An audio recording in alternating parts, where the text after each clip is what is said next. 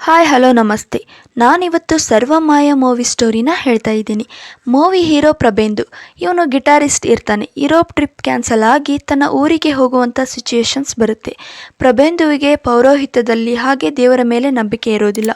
ಇವನು ಹುಟ್ಟಿರೋದೇ ಪುರೋಹಿತ ಕುಟುಂಬದಲ್ಲಿ.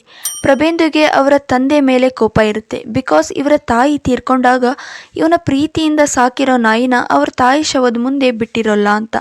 ಈಗ ಖರ್ಚಿಗೆ ದುಡ್ಡಿಲ್ಲದೆ ಇರೋ ಕಾರಣಕ್ಕೆ ಪುರೋಹಿತನ ಸ್ಟಾರ್ಟ್ ಮಾಡ್ತಾನೆ. ಸಣ್ಣ ಪುಟ್ಟ ಪೂಜೆಗಳನ್ನು ತನ್ನ ಚೈಲ್ಡ್ಹುಡ್ ಫ್ರೆಂಡ್ ಆದ ರೂಪೇಶ್ ಜೊತೆ ಅಸಿಸ್ಟೆಂಟ್ ಆಗಿ ಪೂಜೆ ಮಾಡ್ತಿರ್ತಾನೆ. ಹೀಗೆ ಒಂದಿನ ದೆವ್ವ ಬಿಡಿಸೋ ಪೂಜೆನ ಮಾಡೋಕೆ ಒಬ್ಬನೇ ಹೋಗ್ತಾನೆ. ಹೋಮ ಹವನ ಮಾಡಿ ಮಂತ್ರ ಹೇಳಿ ದೆವ್ವನೇನೋ ಓಡಿಸ್ತಾನೆ. ಆ ಹುಡುಗನ್ನ ಬಿಟ್ಟಿರೋಂಥ ದೆವ್ವ ಪ್ರಬೇಂದುವಿಗೆ ಕಾಣಿಸೋಕೆ ಶುರುವಾಗುತ್ತೆ. ಪ್ರಬೇಂದುವಿಗೆ ಫುಲ್ ಶಾಕು. ಈ ದೆವ್ವ ವಿಚಿತ್ರವಾಗಿರೋದಿಲ್ಲ. ನೋಡೋಕ್ಕೆ ಕ್ಯೂಟ್ ಆಗಿರೋ ಹುಡುಗಿ ದೆವ್ವ. ಪ್ರಬೇಂದು ಫೋನಿಂದ ಬಟ್ಟೆಗಳನ್ನು ಆರ್ಡರ್ ಮಾಡೋದು, ನೈಟೆಲ್ಲ ಮೊಬೈಲ್ ನೋಡ್ತಿರುತ್ತೆ. ಬಟ್ ಪ್ರಬೇಂದುವಿಗೆ ಏನೂ ಟಾರ್ಚರ್ ಮಾಡ್ತಿರೋದಿಲ್ಲ. ಸ್ಟಾರ್ಟಿಂಗ್ನಲ್ಲಿ ಪ್ರಬೇಂದು ಸ್ವಲ್ಪ ಭಯ ಬೀಳ್ತಿರ್ತಾನೆ. ಹೋಗ್ತಾ ಹೋಗ್ತಾ ಆ ಹುಡುಗಿ ದೆವ್ವದ ಜೊತೆನೇ ಫ್ರೆಂಡ್ಶಿಪ್ ಮಾಡಿಕೊಂಡು ಅದಕ್ಕೆ ಡೆಲಿಲು ಅಂತ ಹೆಸರಿಡ್ತಾನೆ.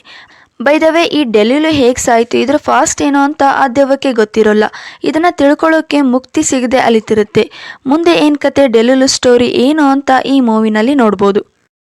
ಸರಿ ಬನ್ನಿ, ಮೂವಿ ಕತೆನ ಸ್ಟಾರ್ಟ್ ಮಾಡೋಕ್ಕೂ ಮುಂಚೆ ಯಾರೆಲ್ಲ ನನ್ನ ಚಾನಲನ್ನು ಹೊಸದಾಗಿ ನೋಡ್ತಾ ಇದ್ದೀರೋ ಪ್ಲೀಸ್ ಸಬ್ಸ್ಕ್ರೈಬ್ ಮಾಡ್ಕೊಳ್ಳಿ. ಈಗ ಮೂವಿ ಕತೆಗೆ ಬರೋಣ. ಒಂದಿನ ರಾತ್ರಿ ಪ್ರಬೇಂದು ಮಲಗಿದ್ದಾಗ ಆ ಹುಡುಗಿ ದೆವ್ವ ಪ್ರಬೇಂದುವಿನ ಮೊಬೈಲ್ ನೋಡ್ತಿರುತ್ತೆ. ಸಡನ್ ಆಗಿ ಪ್ರಬೇಂದು ಕಣ್ಣಿಗೆ ಕಾಣಿಸಿ ಬಾಯ್ ಹೇಳಿ ಹೋಗುತ್ತೆ. ಪ್ರಬೇಂದುವಿಗೆ ಇದು ನನ್ಸ ಅಂತ ಗೊತ್ತಾಗ್ತಿರೋದಿಲ್ಲ. ಈ ಮ್ಯಾಟರ್ನ ಪ್ರಬೇಂದು ತನ್ನ ದೊಡ್ಡಪ್ಪ ಹತ್ರ ಹೇಳ್ಕೊತಾನೆ. ಈಗ ಮತ್ತೆ ಮಾರ್ನಿಂಗ್ ಟೈಮಲ್ಲಿ ಆ ಕ್ಯೂಟ್ ದೆವ್ವ ಕಾಣಿಸಿ ಮಾತಾಡ್ತಿರುತ್ತೆ. ಪ್ರಬೇಂದು ಏನೋ ರಿಯಾಕ್ಟ್ ಮಾಡದೆ ಹೆದರ್ಕೊಂಡು ಓಡ್ತಾನೆ.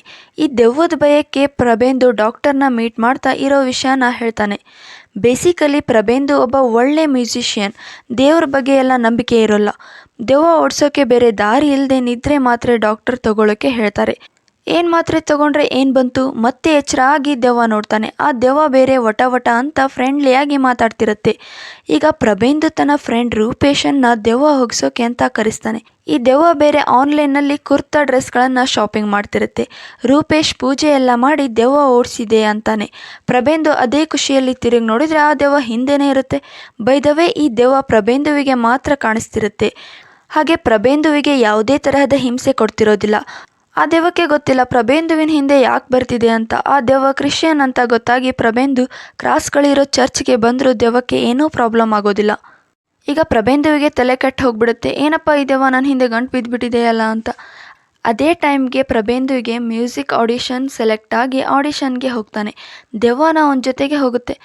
ಆಡಿಷನ್ನಲ್ಲಿ ಪ್ರಬೇಂದುಗೆ ಇನ್ನೇನು ಚಾನ್ಸ್ ಮಿಸ್ ಆಯಿತು ಅನ್ನೋಷ್ಟರಲ್ಲಿ ಆ ಕ್ಯೂಟ್ ದೆವ್ವ ಗೈಡ್ ಮಾಡಿ ಲಿರಿಕ್ಸ್ನ ಫಾಲೋ ಮಾಡೋಕ್ಕೆ ಹೇಳುತ್ತೆ. ಪ್ರಬೇಂದು ಸಖತ್ತಾಗಿ ಗಿಟಾರ್ನ ಪ್ಲೇ ಮಾಡಿ ಸೆಲೆಕ್ಟ್ ಕೂಡ ಆಗ್ತಾನೆ. ಆ ದೆವ್ವ ಕೂಡ ಚೆನ್ನಾಗಿ ಸಾಂಗ್ ಹೇಳ್ತಿರುತ್ತೆ. ಈಗ ಆ ದೆವ್ವದ ಜೊತೆ ಪ್ರಬೇಂದು ಫ್ರೆಂಡ್ಶಿಪ್ ಮಾಡ್ಕೊತಾನೆ. ಭಯ ಎಲ್ಲ ಬಿಟ್ಟು ಕ್ಯಾಶುವಲ್ ಆಗಿ ಇರ್ತಾನೆ. ಅವಳಿಗೆ ಡೆಲಿಲು ಅಂತ ಕರೆಯೋಕ್ಕೆ ಸ್ಟಾರ್ಟ್ ಮಾಡ್ತಾನೆ. ಈ ಡೆಲಿಲಿಗೆ ತಾನು ಸಾಯೋಕೆ ಮುಂಚೆ ಏನಾಗಿತ್ತು, ತಾನು ಏನಾಗಿದ್ದೆ ಅಂತ ಏನೂ ಗೊತ್ತಿರೋದಿಲ್ಲ. ಹೀಗಾಗಿ ಪ್ರಬೇಂದು ಮತ್ತು ಡೆಲಿಲು ಸೇರಿಕೊಂಡು ಡೆಲಿಲು ಫಾಸ್ಟ್ನ ತಿಳ್ಕೊಳ್ಳೋಕೆ ಸ್ಟಾರ್ಟ್ ಮಾಡ್ತಾರೆ. ಡೆಲಿಲಿಗೆ ಸ್ವಲ್ಪ ಫಾಸ್ಟ್ ಸ್ಟೋರಿ ನೆನಪಿಗೆ ಬರ್ತಾ ಇರುತ್ತೆ. ನೆಕ್ಸ್ಟ್ ಸೀನಲ್ಲಿ ಪ್ರಬೇಂದು ಮ್ಯೂಸಿಕ್ ವರ್ಕ್ ಮೇಲೆ ಮುಂಬೈಗೆ ಬರ್ತಾನೆ ವಿತ್ ಡೆಲಿಲು ಜೊತೆ. ಅಲ್ಲಿ ಸಾಧ್ಯ ಅನ್ನೋ ಹುಡುಗಿ ಪರಿಚಯ ಆಗಿ ಒಟ್ಟಿಗೆ ಊಟ ಮಾಡ್ತಿರ್ತಾರೆ. ಈ ಸಾಧ್ಯಗೆ ಲವ್ ಬ್ರೇಕಪ್ ಆಗಿ ಎಮೋಷ್ನಲ್ ಆಗಿ ಅಳ್ತಿರ್ತಾಳೆ. ತನ್ನ ಲವ್ ಸ್ಟೋರಿನ ಪ್ರಬೇಂದು ಹತ್ರ ಯಾವುದೇ ಮುಚ್ಚುಮರೆ ಇಲ್ಲದೇ ಹೇಳ್ಕೊತಾಳೆ. ಈ ಸ್ಟೋರಿನ ಕೇಳಿದ ಅಲ್ಲೇ ಇದ್ದ ಡೆಲಿಲುಗೆ ತನ್ನ ಫಾಸ್ಟ್ ನೆನಪಾಗಿ ನನಗೂ ಯಾರೋ ಇಷ್ಟ ಆಗಿದ್ರು ಅಂತ ಅಳ್ತಾಳೆ. ಯಾರೋ ಆ ಹುಡುಗ ಅಂತ ಗೊತ್ತಿರೋದಿಲ್ಲ. ಈ ಕಡೆ ಸಾಧ್ಯನ ಪ್ರೀತಿ ಮಾಡು ಅಂತ ಪ್ರಬೇಂದುಗೆ ಡೆಲಿಲು ಹೇಳ್ತಾಳೆ. ಸಾಧ್ಯ ಬೇರೆ ಪ್ರಬೇಂದುಗೆ ಪಾರ್ಟಿಗೆ ಇನ್ವೈಟ್ ಮಾಡಿರ್ತಾಳೆ. ಸೊ ಪ್ರಬೇಂದು ಮತ್ತು ಡೆಲಿಲು ಕಾರಲ್ಲಿ ಬಂದು ಸಾಧ್ಯನ ಮೀಟ್ ಆಗ್ತಾರೆ. ಪ್ರಬೇಂದುಗೆ ಸಾಧ್ಯ ಮೇಲೆ ಲವ್ ಆಗುತ್ತೆ. ಇದನ್ನು ನೋಡಿ ಡೆಲಿಲುಗೆ ಜಲಸ್ ಫೀಲ್ ಆಗಿ ಈ ಕಡೆ ಡೆಲಿಲು ಪ್ರಬೇಂದುಗೆ ನೀನಂದರೆ ನನಗೆ ತುಂಬ ಇಷ್ಟ ಅಂತಾಳೆ. ಪ್ರಬೇಂದುನು ನೀನು ನನಗೆ ಇಷ್ಟ ಅಂತ ಹ್ಯಾಪಿಯಲ್ಲಿ ಹೇಳ್ತಾನೆ. ಬಟ್ ಅವನು ಸಾಧ್ಯನ ಪ್ರೀತಿ ಮಾಡ್ತಿರೋದಕ್ಕೆ ಡೆಲಿಲಿಗೆ ದೆವ್ವ ನಿನ್ನ ಮುಟ್ಟೋಕ್ಕೂ ಆಗಲ್ಲ ಅಂತ ಪ್ರಾಕ್ಟಿಕಲ್ ಆಗಿ ಮಾತಾಡಿದಾಗ ಪ್ರಭಾ ಎಷ್ಟು ಶೆಲ್ಫಿಶ್ ಆಗಿದ್ದಾನೆ ಅಂತ ಡೆಲಿಲು ಬೇಜಾರಾಗ್ತಾಳೆ. ಅದೂ ಅಲ್ಲದೆ ಸಾಧ್ಯ ಕಾಲ್ ಮಾಡಿದಾಗ ಪ್ರಬೇಂದು ಕೋಪದಲ್ಲಿ ಡೆಲಿಲಿಗೆ ನಂಗೆ ಪ್ರೈವೇಸಿ ಬೇಕು, ನಿನ್ನಿಂದ ಮೋಕ್ಷ ಬೇಕು ಅಂತ ಕಾರಿಂದ ಇಳಿತಾನೆ. ಅದೇ ಟೈಮ್ಗೆ ಜಸ್ಟ್ ಮಿಸ್ ಅಲ್ಲಿ ಕಾರ್ ಪಾಸ್ ಆಗುತ್ತೆ. ಅದನ್ನು ನೋಡಿ ಡೆಲಿಲಿಗೆ ತನ್ನ ಪಾಸ್ಟ್ ಎಲ್ಲ ಗೊತ್ತಾಗುತ್ತೆ. ಬೇಸಿಕಲಿ ಡೆಲುಲು ಒಂದು ಕ್ರಿಶ್ಚಿಯನ್ ಕುಟುಂಬದಲ್ಲಿ ಹುಟ್ಟಿರ್ತಾಳೆ. ಮಾಯಾ ಮ್ಯಾಥ್ಯೂ ಅಂತ ಇವಳ ಹೆಸರು. ಇವಳಿಗೆ ಅಪ್ಪ ಅಮ್ಮ ಒಬ್ಬ ತಮ್ಮ ಕೂಡ ಇರ್ತಾನೆ. ಡೆಲುಲು ತಾನು ಪ್ರೀತಿಸಿದ ಹಿಂದೂ ಹುಡುಗನ್ನ ತನ್ನ ಅಪ್ಪ ಅಮ್ಮಂಗೆ ಮೀಟ್ ಮಾಡಿಸೋಕೆ ಅಂತ ಕರ್ಕೊಂಡು ಹೋಗಿರ್ತಾಳೆ. ಬಟ್ ಅಲ್ಲಿಗೆ ಅವನು ಬರೋದಿಲ್ಲ. ಲೇಟ್ ಆಗಿದ್ದಕ್ಕೆ ಅವರಮ್ಮ ಬೇರೆ ಈಗಿನ ಹುಡುಗರಿಗೆ ಕಮಿಟೆಡ್ ಆಗೋಕೆ ಹೆಜಿಟೇಟ್ ಮಾಡ್ತಾರೆ ಅಂತಾರೆ. ಅಷ್ಟರಲ್ಲಿ ಆ ಹುಡುಗನ ಕಾಲ್ ಬರುತ್ತೆ. ಡೆಲುಲು ಮಾತಾಡೋಕೆ ಅಂತ ಕಾರಿಂದ ಇಳಿತಾಳೆ. ಇನ್ನೊಂದು ಕಾರು ಸ್ಪೀಡಾಗಿ ಬಂದಿದ್ದರಿಂದ ಅವಳಿಗೆ ಆಕ್ಸಿಡೆಂಟ್ ಆಗುತ್ತೆ. ಮಾಯಾನ ಹಾಸ್ಪಿಟಲ್ಗೆ ಸೇರಿಸಿದಾಗ ಅವಳ ಬ್ರೈನ್ ಡೆಡ್ ಆಗಿರುತ್ತೆ. ಸೊ ಡಾಕ್ಟರ್ ಅವಳ ಬಾಡಿನ ಡೊನೇಟ್ ಮಾಡೋಕೆ ಹೇಳ್ತಾರೆ.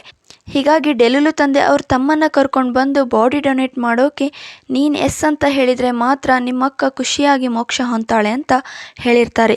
ಇಷ್ಟೆಲ್ಲ ನೆನಪು ಈಗ ಮಾಯಾ ಮ್ಯಾಥ್ಯೂ ಅಲಿಯಾಸ್ ಡೆಲುಲುಗೆ ನೆನಪಿಗೆ ಬಂದು ಪ್ರಬೇಂದು ಹತ್ರ ಹೇಳಿ ಮೋಕ್ಷ ಪಡ್ಕೊತಾಳೆ. ಡೆಲುಲು ಮಾಯಾ ಆಗಿದ್ದು ನೋಡಿ ಪ್ರಬೇಂದುಗೆ ತುಂಬಾ ಬೇಜಾರಾಗುತ್ತೆ. ಮೂವಿ ಕೊನೆಗೆ ಪ್ರಬೇಂದು ಡೆಲುಲು ಮನೆಗೆ ಹೋಗಿ ಮಾಯನ್ ಫ್ರೆಂಡ್ ಅಂತ ಹೇಳಿ ಅವರಮ್ಮನ ಹತ್ರ ಮಾತಾಡ್ತಾನೆ. ಅವರಿಗೆ ಸಮಾಧಾನ ಮಾಡ್ತಾರೆ. ಅವರಮ್ಮ ಮಾಯಾ ಮ್ಯಾಥ್ಯೂ ಇಷ್ಟಪಡ್ತಿರೋ ಹುಡುಗ ಪ್ರಬೇಂದುನೇ ಅಲ್ವಾ ಅಂತ ಅಂದರೆ ಅವನು ಹೌದು ಅಂತ ಹೇಳಿ ಹೊರಡ್ತಾನೆ.